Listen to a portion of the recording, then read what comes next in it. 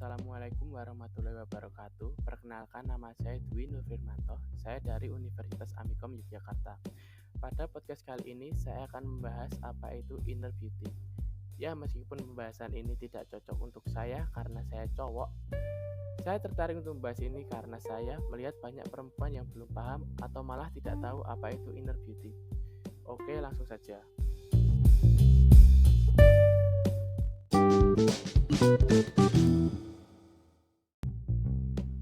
Saya tahu semua orang punya insecurity-nya masing-masing. Entah itu yang bentuknya kelihatan ataupun nggak kelihatan. Sebenarnya insecurity itu nggak selalu salah, malah jadi hal itu memacu kita untuk terus berkembang.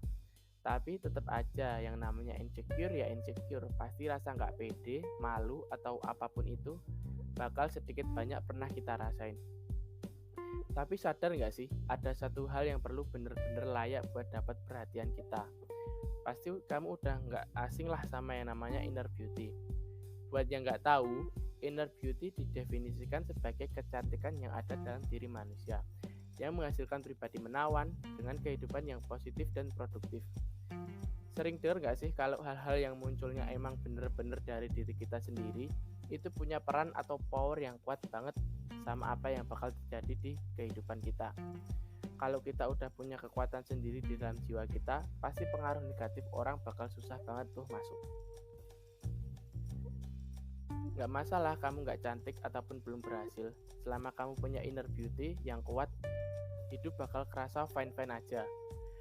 Buat apa sih terus-terusan fokus sama orang lain, padahal dirimu juga lagi butuh kamu banget. Buat apa sih ngebandingin diri sendiri mulu, padahal setiap orang memang punya kelebihan dan kekurangan masing-masing. Jadi buat kamu yang pengen mulai ngebangkitin inner beauty yang ada dalam dirimu, ini beberapa cara yang bisa saya berikan untukmu.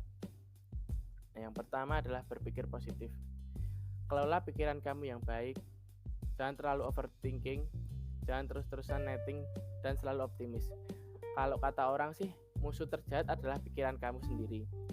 Jangan sampai hal itu terjadi sama kalian ya. Nah, tips dari saya itu percaya bahwa setiap kejadian itu adalah atas kehendak Tuhan yang Maha Adil. Jadi kita hanya perlu mengambil hikmahnya di setiap kejadian yang dialami. Yang kedua, treat yourself well. Menjaga jasmani dan rohani kita dengan baik udah jadi tugas utama kita. Soalnya kalau kita aja nggak mau ngerawat diri ini dengan baik, terus mau siapa lagi?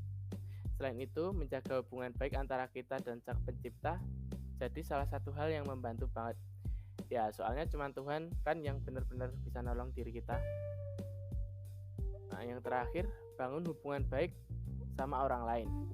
Gak usah jauh-jauh, ngebiasain hal-hal kecil kayak nepatin janji, jujur, dan tanggung jawab sama amanat yang udah orang kasih itu poin penting banget yang kadang orang juga lupa.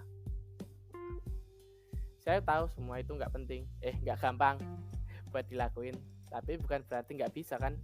Mulai sekarang stop ngasih perhatian kamu sama kehidupan orang. Mulai perbaikin diri dengan ngebangun segala keindahan yang ada di dalam diri kamu. Karena percuma saja jika kamu kaya tapi sombong, atau kamu cantik tapi nggak punya potensi yang dikembangin. So, jangan pernah capek buat jadi yang lebih baik. Karena kamu ya kamu dan nggak bisa dibandingin. Thank you udah dengerin hal ini. Karena saya tahu waktu kamu ngedengerin ini berarti kamu udah punya kemauan untuk jadi yang lebih baik.